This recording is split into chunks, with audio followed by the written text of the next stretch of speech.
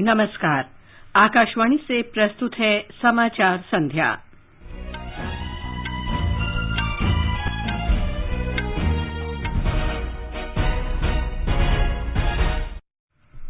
प्रधानमंत्री नरेंद्र मोदी ने कहा, स्वतंत्रता के शताब्दी वर्ष तक देश को आगे ले जाने वाले निर्णय लेने का ये उपयुक्त समय है। उत्तर प्रदेश विधानसभा चुनाव के पहले चरण का प्रचार समाप्त। 58 सीटों पर बृहस्पतिवार को मतदान होगा। उत्तर प्रदेश के दूसरे चरण तथा गोवा और उत्तराखंड में एक ही चरण में होने वाले चुनाव के लिए प्रचार चरम पर। भाजपा ने गोवा के लिए घोषणा पत्र जारी किया। प्रधानमंत्री ने उत्तराखंड के नैनीताल और ऊधम सिंह नगर में वर्चुअल रैली को संबोधित किया। कांग्रेस नेताओं ने देहरादून में प्रेस कॉन्फ्रेंस की। गुजरात की विशेष अदालत ने 2008 अहमदाबाद विस्फोट मामले में 49 आरोपियों को दोषी करार दिया। सजा कल सुनाई जाएगी। केरल उच्च न्यायालय ने मीडिया वन न्यूज चैनल के प्रसारण को रोकने के सूचना और प्रसारण मंत्रालय के निर्णय को बरकरार रखा। 15 से 18 वर्ष के 5 करोड़ से अधिक किशोरों को कोविड रोधी टीके की पहली खुराक दी गई। और भारत और वेस्टइंडीज के बीच दूसरा एकदिवसीय क्रिकेट मैच कल अहमदाबाद में।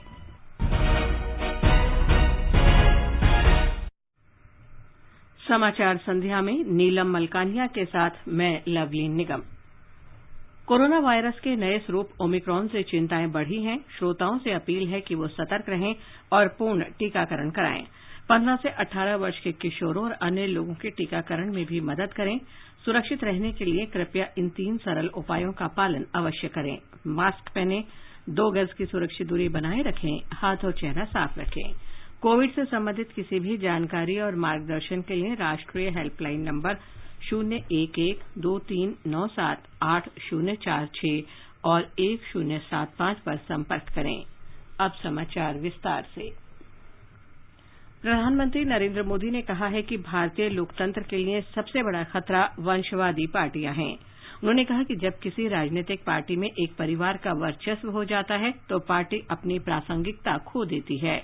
आज राज्यसभा में राष्ट्रपति के अभिभाषण के धन्यवाद प्रस्ताव पर जवाब देते हुए श्री मोदी ने कहा कि कांग्रेस आज कठिनाई का सामना कर रही है क्योंकि वो वंशवाद की राजनीति से ऊपर नहीं उठ पाई।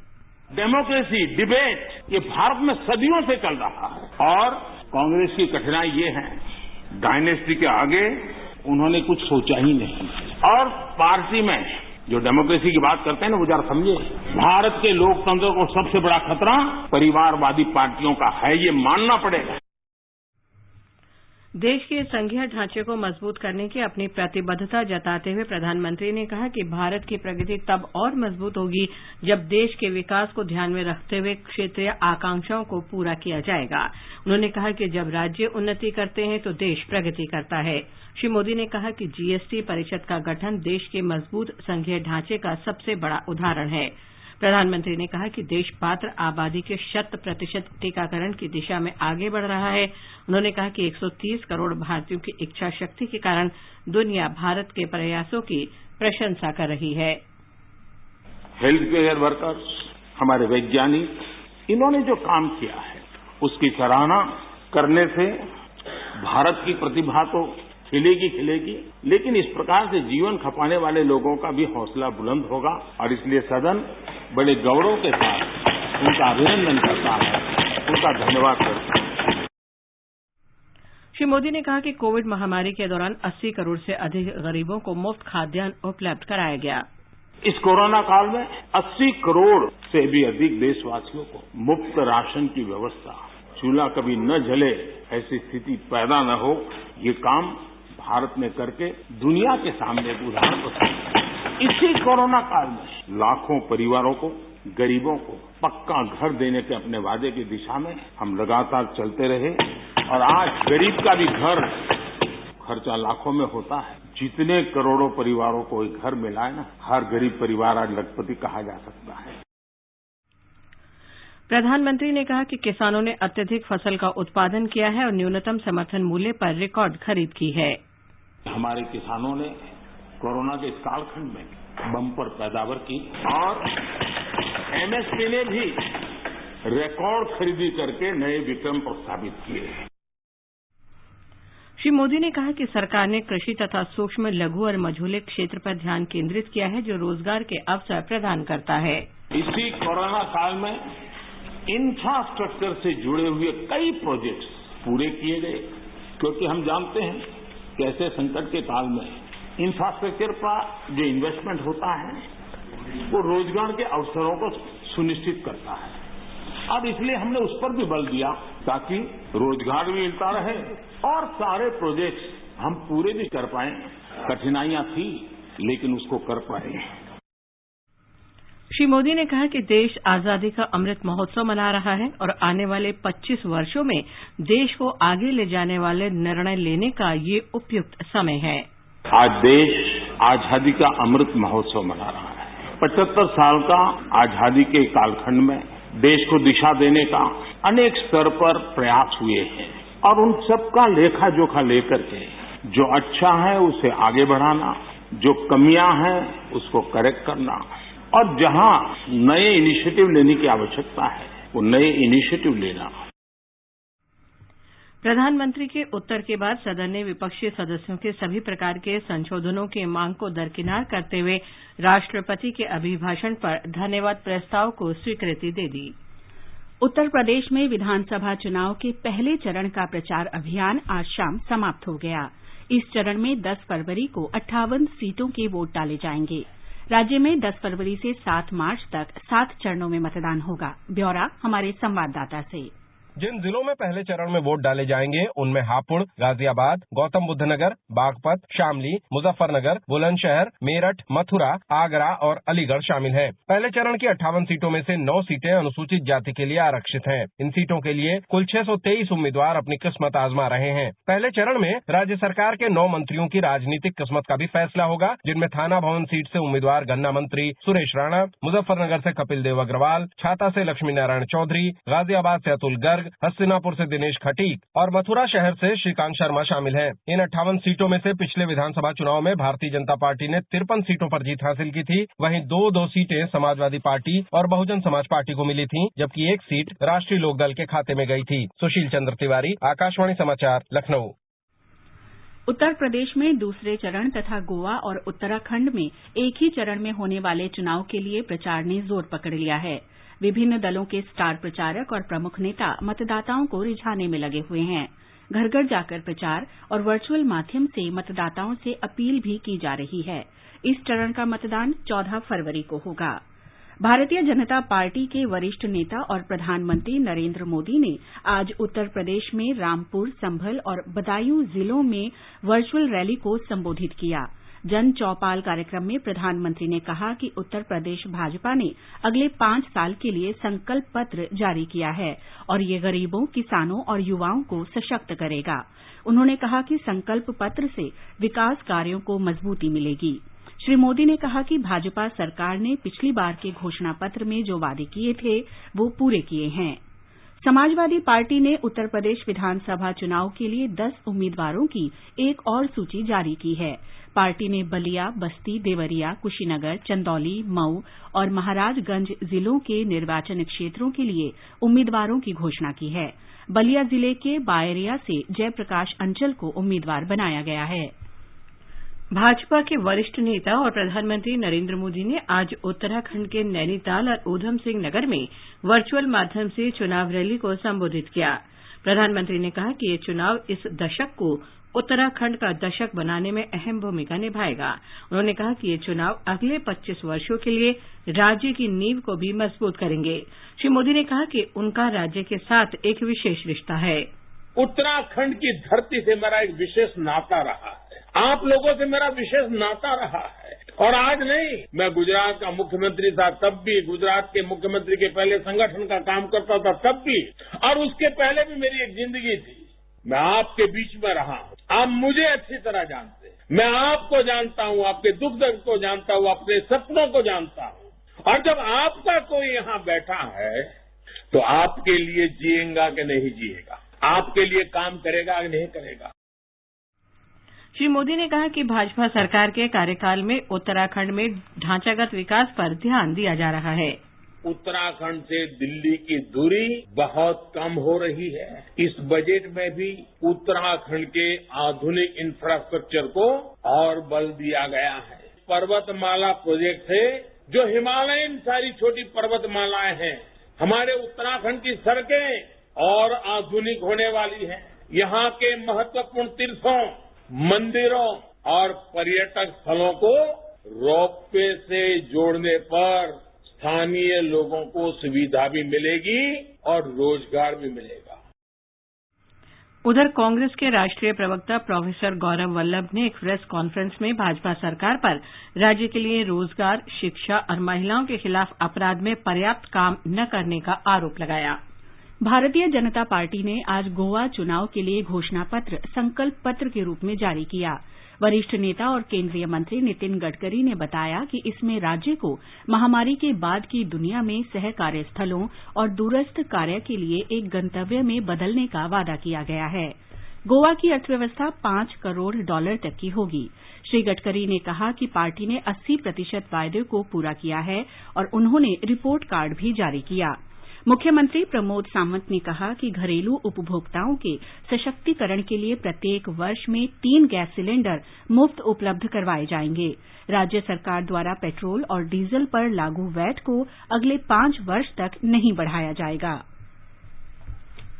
मुख्य निर्वाचन आयुक्त सुशील चंद्रा ने कहा कि आयोग मणिपुर में स्वतंत्र, निष्पक्ष, शांतिपूर्वक, सुलभ, समावेशी और प्रलोभन मुक्त चुनाव कराने के लिए प्रतिबद्ध है। आज इम्फाल में उन्होंने कहा कि आयोग अफसरों की गलत मंशा से की गई कार्रवाई और व्यवहार को बर्दाश्त नहीं करेगा। मुख्य निर्वाचन आयुक्त की अध्यक्षता में आयोग का एक दल कल मणिपुर के 2 दिन के दौरे पर इम्फाल पहुंचा था। मेघालय में एक प्रमुख राजनीतिक घटनाक्रम में कांग्रेस विधायक दल ने नेशनल पीपल्स पार्टी के नेतृत्व वाले सत्तारूढ़ मेघालय डेमोक्रेटिक गठबंधन में शामिल होने का फैसला किया है। कांग्रेस विधायक दल नेता अम्परेन लिंगदो सहित 5 विधायकों ने सरकार को समर्थन देने का पत्र मुख्यमंत्री कोनराड के संगमा को सौंपा है। गुजरात में एक विशेष अदालत ने 2008 के अहमदाबाद सिलसिलेवार बम विस्फोट मामले में आज 49 आरोपियों को दोषी ठहराया। 13 साल पुराने मुकदमे का फैसला सुनाते हुए विशेष न्यायाधीश AR पटेल ने 28 अन्य आरोपियों को बरी कर दिया। करीब 77 आरोपियों पर मुकदमा चल रहा है। सजा कल सुनाई जाएगी। एक रिपोर्ट।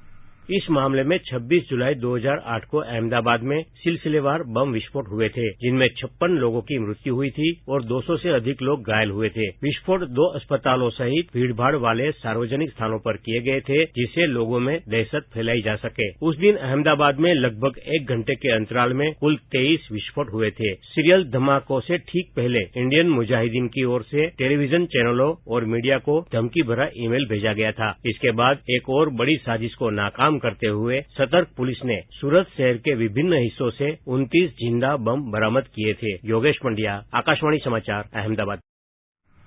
केरल उच्च न्यायालय ने आज सूचना और प्रसारण मंत्रालय द्वारा मीडिया वन न्यूज और करंट अफेयर्स चैनल की अपलिंक और डाउनलिंक अनुमति रद्द किए जाने का फैसला बरकरार रखा है। गृह मंत्रालय से चैनल को सुरक्षा मंजूरी नहीं मिलने के बाद चैनल पर प्रतिबंध लगाया गया था।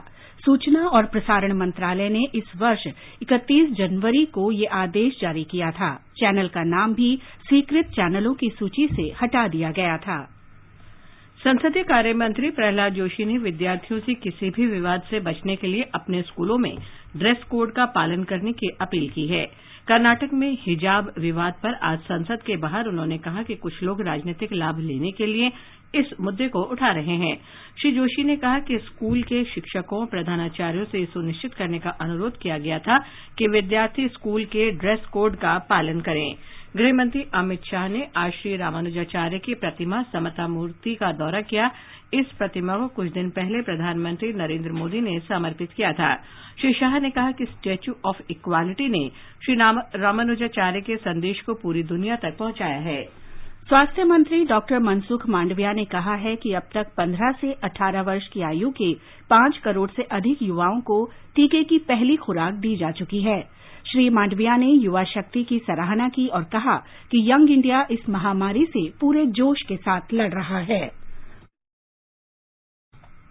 इस बीच राष्ट्रव्यापी कोविड टीकाकरण अभियान के अंतर्गत अब तक 170 करोड़ 21 लाख से अधिक टीके लगाए जा चुके हैं। कल 67,597 लोगों में कोरोना संक्रमण की पुष्टि हुई, जबकि 1,80,000 से अधिक लोग स्वस्थ हुए हैं। स्वस्थ होने की दर बढ़कर 96.46% हो गई है। दूरसंचार मंत्री अश्विनी वैष्णव ने कहा कि देश ने अपना स्वदेशी 4G कोर रेडियो नेटवर्क विकसित कर लिया है। उन्होंने कहा कि देश में अब 5G नेटवर्क का विकास के अंतिम चरण में है और देश आज 6G मानकों के विकास के लिए पूरी प्रक्रिया में भाग ले रहा है। एक इंटरनेशनल बिजनेस एक्सपो में श्री वैष्णव ने कहा कि भारत एक प्रमुख इलेक्ट्रॉनिक्स विनिर्माण के केंद्र के रूप में आगे आया है। आज भारत में इलेक्ट्रॉनिक्स विनिर्माण 75 अरब अमेरिकी डॉलर के आसपास पहुंच गया है। इसकी वार्षिक उत्पाद दर 20% से अधिक है। ये समाचार हमारी वेबसाइट newsonair.com/hindi और हमारे mobile app news on AIR पर भी उपलब्ध हैं।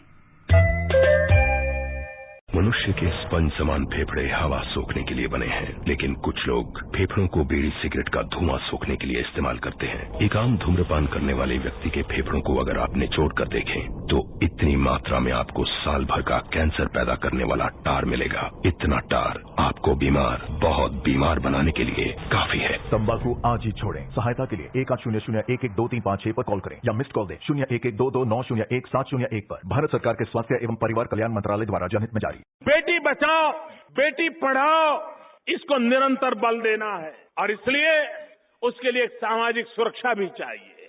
प्रधानमंत्री नरेंद्र मोदी के इसी विजन से मुमकिन हुई हमारी बेटियों के लिए सुकन्या समृद्धि योजना। आज ही डाकघर या बैंक जाकर सुकन्या समृद्धि खाता खोलें और बिटिया के नाम 250 रूपए से लेकर 1.5 लाख रूपए तक सालाना जमा करते रहें। इस पर सरकार आयकर छूट के साथ ज्यादा ब्याज भी देती है। समय आने पर कुछ पैसा उच्च शिक्षा के लिए और बाकी शादी के समय निकाल सकते हैं। सुकन्या समृद्धि खाता, बेटियों के सर्वांगीण विकास का संकल्प। अधिक जानकारी के लिए राष्ट्रीय बचत संस्थान की वेबसाइट nsiindia.gov.in पर जाएं। समाचार संध्या में आपका फिर स्वागत है।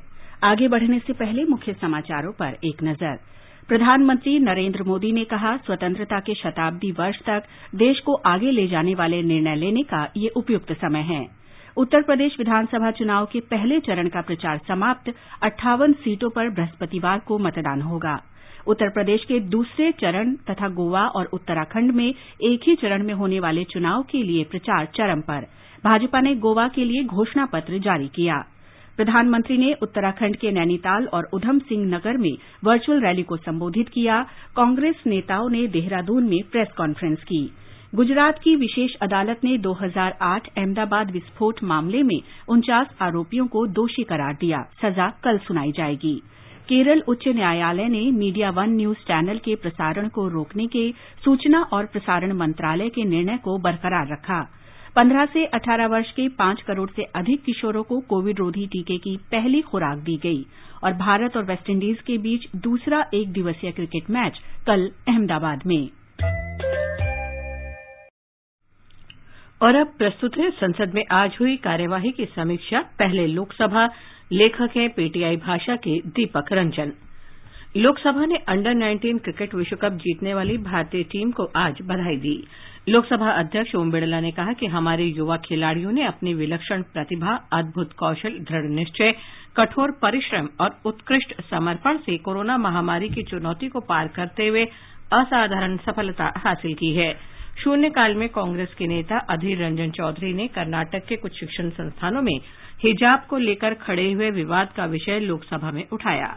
उन्होंने कहा कि सरकार को इस बारे में संसद में बयान देना चाहिए।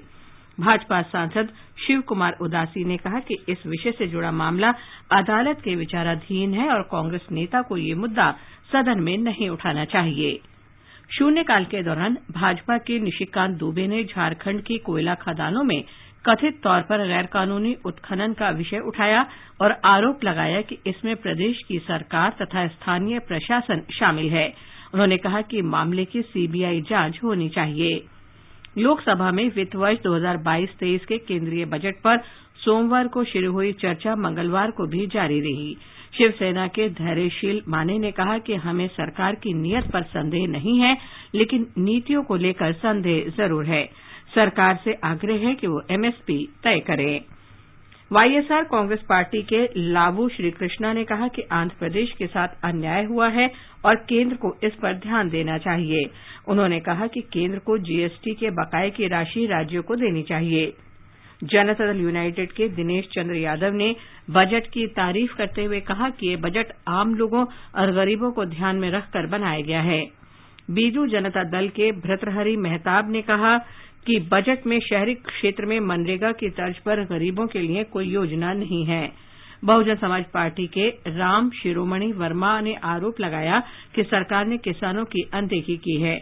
तेलंगाना राष्ट्र समिति के जी जितेंद्र रेड्डी ने कहा कि ये बजट गरीबों और मध्यम वर्ग के लिए भयावह है। भाजपा के जयंत सिन्हा ने कहा कि विपक्ष के लोग दो इंडिया की बात करते हैं। उन्होंने कहा कि उनका अगर एक इंडिया है तो हमारा एक भारत है जो ऊर्जावान, प्रतिभावान और आत्मनिर्भर है। सिन्हा ने राज्यों को संसाधन नहीं दिए जाने के विपक्ष के कई सदस्यों के दावों को खारिज करते हुए कहा कि इस बजट में 1 लाख करोड़ रुपए हर राज्य सरकार को 50 साल के लिए 0% ब्याज पर दिए गए हैं। उन्होंने कहा कि इस सरकार ने सड़कों का जाल बिछाया है। इस वर्ष एनएचएआई के लिए 1,34,000 करोड़ रुपए का आवंटन किया गया है। अब सुनिए राज्यसभा में हुई कार्यवाही की समीक्षा। लेखक हैं पीटीआई भाषा के माधव चतुर्वेदी। आज राज्यसभा में राष्ट्रपति अभिभाषण पर धन्यवाद प्रस्ताव पर हुई चर्चा का प्रधानमंत्री नरेंद्र मोदी ने जवाब दिया और इसके बाद प्रस्ताव को उच्च सदन ने ध्वनि मत से पारित कर दिया। सदन में आज आम बजट 2022-23 पर चर्चा शुरू हो गई। प्रधानमंत्री मोदी ने कांग्रेस को आपातकाल, सिख विरोधी दंगों और कश्मीरी पंडितों के पलायन के लिए जिम्मेदार ठहराया और कहा कि लोकतंत्र को सबसे बड़ा खतरा परिवारवादी पार्टियों से है। उन्होंने कहा कि कांग्रेस एक तरह से अर्बन नक्सलियों के कब्जे में है और वे उसके विचारों और विचारधारा को नियंत्रित कर रहे हैं। साथ ही उन्होंने विपक्षी पार्टी को सुझाव दिया कि वो अपना नाम इंडियन नेशनल कांग्रेस से बदलकर फेडरेशन ऑफ कांग्रेस कर ले। उन्होंने कहा कि कोरोना महामारी के बावजूद भारत एकमात्र अर्थव्यवस्था है जहां विकास की दर ऊंची और महंगाई की दर मध्यम है। उन्होंने कहा कि महंगाई नियंत्रण के ईमानदार प्रयासों के कारण भारत आज दुनिया की एकमात्र अर्थव्यवस्था है जहां विकास की दर उच्च और महंगाई की दर मध्यम है, जबकि विश्व के अन्य देशों की अर्थव्यवस्था के विकास की दर धीमी है और महंगाई ऐतिहासिक स्तर पर है। प्रधानमंत्री के भाषण के बाद राज्यसभा ने धन्यवाद प्रस्ताव पर विपक्षी सदस्यों के संशोधनों को खारिज करते हुए इसे ध्वनि मत से पारित किया। इससे पूर्व प्रधानमंत्री की बातों का कांग्रेस ने कड़ा प्रतिकार किया और सदन से वॉकआउट कर गए। इसके बाद उच्च सदन में आम बजट पर चर्चा शुरू हुई। कांग्रेस के वरिष्ठ नेता एवं पूर्व वित्त मंत्री पी चिदम्बरम ने आम बजट पर चर्चा शुरू करते हुए प्रश्न किया कि सरकार ने प्रतिवर्ष 2 करोड़ नौकरियां देने का वायदा किया था और सरकार को हमें ये बताना चाहिए कि कितनी नौकरियां सृजित की गईं। पूर्व प्रधानमंत्री एवं जनता दल एस के वरिष्ठ नेता एचडी देवगौड़ा ने अपनी बात को अधिकतर नदियों को आपस में जोड़ने की योजना तक ही सीमित रखा। उन्होंने कहा कि इस पर तुरंत विचार किया जाना चाहिए। भाजपा के अरुण सिंह ने कहा कि संसद में पेश बजट समावेशी है और इसमें आत्मनिर्भर अर्थव्यवस्था की छाप भी है। बजट में गरीबों के लिए कुछ नहीं किए जाने संबंधी चिदम्बरम की टिप्पणी का जिक्र करते हुए उन्होंने कहा कि पूरा बजट और पूरी मोदी सरकार गरीबों के प्रति समर्पित है। तृणमूल कांग्रेस सदस्य जवाहर सरकार ने केंद्र सरकार पर तीखा हमला बोला और बजट को दिशाहीन और जनविरोधी करार दिया।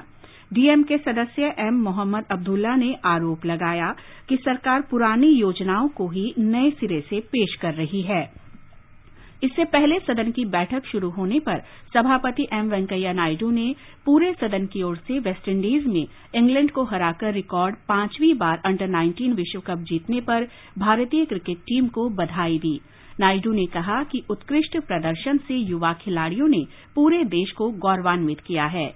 इसके बाद शून्यकाल के दौरान शिवसेना की प्रियंका चतुर्वेदी ने पाकिस्तान द्वारा पिछले दिनों मनाए गए कश्मीर एकजुटता दिवस का समर्थन करने वाली कार निर्माता कंपनी ह्युंडई से इस कृत्य के लिए माफी मांगने की मांग की। सदन के नेता और केंद्रीय मंत्री पीयूष गोयल ने कहा ये मामला कंपनी के समक्ष उठाया गया है और कल ही उसे कहा गया है कि वो इस पर साफ साफ माफी मांगे। तृणमूल कांग्रेस की डोला सेन ने आरोप लगाया कि सीमा सुरक्षा बल ने 26 जनवरी को अपने आधिकारिक ट्विटर हैंडल से विभिन्न राज्यों के कर्मियों के लिए ट्वीट किया, लेकिन पश्चिम बंगाल के स्थान पर उसने उत्तर बंगाल का जिक्र किया। सभापति ने उम्मीद जताई कि सरकार इस पर गौर करेगी और सुधार करेगी।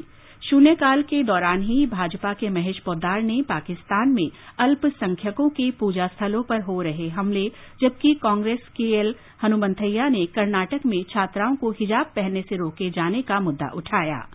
अभी आप संसद में हुई आज की कार्यवाही की समीक्षा सुन रहे थे। आजादी का अमृत महोत्सव के लिए सभी उपभोक्ताओं को शुभकामनाएं। हॉलमार्क सोने की शुद्धता सुनिश्चित करता है। हमेशा हॉलमार्क वाले सोने के आभूषण खरीदें। उपभोक्ता संबंधित किसी भी शिकायत के लिए कृपया राष्ट्रीय उपभोक्ता हेल्पलाइन के टोल फ्री नंबर 144004 पर संपर्क करें। उपभोक्ता मामले विभाग, भारत सरकार द्वारा जनहित में जारी। जागो ग्राहक जागो। अटल इनोवेशन मिशन, नीति आयोग और अमेरिकी अंतर्राष्ट्रीय विकास एजेंसी ने स्वास्थ्य देखभाल की नवाचार उपलब्धता के लिए बाजारों और संसाधनों तक सतत पहुंच समृद्ध पहल के तहत एक नई साझेदारी की घोषणा की है। इस पहल के जरिए टीयर 2 और टीयर 3 शहरों तथा ग्रामीण और जनजातीय क्षेत्रों में आबादी तक सस्ती और उत्तम स्वास्थ्य सेवा सुलभ कराने में सुधार किया जाएगा। अरुणाचल प्रदेश के कामेंग सेक्टर के ऊंचाई वाले क्षेत्र में रविवार को हिमस्खलन की चपेट में आए सेना के 7 जवान शहीद हो गए हैं। सेना ने आज बताया कि खोज और बचाव अभियान पूरा कर लिया गया है और सभी 7 जवानों के शव बरामद कर लिए गए हैं। 14,500 फीट की ऊंचाई पर स्थित इस क्षेत्र में पिछले कुछ दिनों से मौसम खराब था और भारी बर्फबारी हो रही थी। सूचना और प्रसारण राज्य मंत्री डॉक्टर एल मुरुगन ने आज लोकसभा में बताया कि आकाशवाणी और दूरदर्शन के किसी भी क्षेत्रीय केंद्र को बंद करने की कोई योजना नहीं है। उन्होंने कहा कि अभी केवल प्रौद्योगिकी और सामग्री उन्नयन का काम किया जा रहा है। डॉक्टर मुरुगन ने कहा कि सरकार दूरदर्शन और आकाशवाणी के आधुनिकीकरण और उन्हें मजबूत करने के लिए प्रतिबद्ध है। उन्होंने कहा कि news on AIR mobile app के जरिए दुनिया में किसी भी कोने में आकाशवाणी को सुना जा सकता है। खेल मंत्री अनुराग ठाकुर ने शीर्ष एथलीटों के साथ बृहस्पतिवार से शुरू हो रहे पहले फिट इंडिया क्विज के राज्य स्तरीय दौर से पूर्व विद्यार्थियों का उत्साहवर्धन किया। इसमें 36 राज्यों और केंद्र शासित प्रदेशों के 189 जिलों के 360 स्कूल हिस्सा लेंगे। श्री ठाकुर ने कहा कि प्रधानमंत्री नरेंद्र मोदी ने कुछ समय पहले फिट इंडिया अभियान में शामिल होने का आह्वान किया था। भारतीय पुरुष हॉकी टीम आज रात 9:30 बजे दक्षिण अफ्रीका में FIH प्रो लीग टूर्नामेंट में फ्रांस के साथ मैच से अपने अभियान की शुरुआत करेगी। भारत का अगला मुकाबला कल दक्षिण अफ्रीका से होगा। टूर्नामेंट इस महीने की 13 तारीख तक चलेगा। भारत और वेस्टइंडीज के बीच 3 एकदिवसीय क्रिकेट मैचों की श्रृंखला का दूसरा मैच कल 1:30 बजे से अहमदाबाद में खेला जाएगा। पहले मैच में भारत ने वेस्टइंडीज को 6 विकेट से हराकर श्रृंखला में 1-0 की बढ़त बना ली है। अब एक नजर कल के मौसम के पूर्वानुमान पर। दिल्ली में धूल भरी आंधी और गरज के साथ बारिश होने का अनुमान है। मुंबई में सुबह कोहरा छाया रहेगा। चेन्नई और कोलकाता में सुबह कोहरा या धुंध के बाद आसमान साफ रहने के आसार हैं। उत्तर भारत में श्रीनगर और जम्मू में आमतौर पर बादल छाए रहेंगे। जम्मू हल्की बारिश और लेह में बर्फबारी होने का अनुमान है। और अंत में मुख्य समाचार एक बार फिर। प्रधानमंत्री नरेंद्र मोदी ने कहा, स्वतंत्रता के शताब्दी वर्ष तक देश को आगे ले जाने वाले निर्णय लेने का ये उपयुक्त समय है।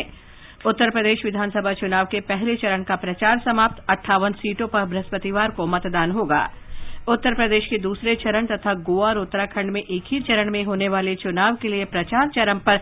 भाजपा ने गोवा के लिए घोषणा पत्र जारी किया। प्रधानमंत्री ने उत्तराखंड के नैनीताल और उधम सिंह नगर में वर्चुअल रैली को संबोधित किया। कांग्रेस नेताओं ने देहरादून में प्रेस कॉन्फ्रेंस की। गुजरात की विशेष अदालत ने 2008 अहमदाबाद विस्फोट मामले में 49 आरोपियों को दोषी करार दिया। सजा कल सुनाई जाएगी। केरल उच्च न्यायालय ने मीडिया वन न्यूज चैनल के प्रसारण को रोकने के सूचना और प्रसारण मंत्रालय के निर्णय को बरकरार रखा। 15 से 18 वर्ष के 5 करोड़ से अधिक किशोरों को कोविड रोधी टीके की पहली खुराक दी गई और भारत और वेस्टइंडीज के बीच दूसरा एकदिवसीय क्रिकेट मैच कल अहमदाबाद में। इसके साथ ही समाचार संध्या का ये अंक समाप्त हुआ। नमस्कार।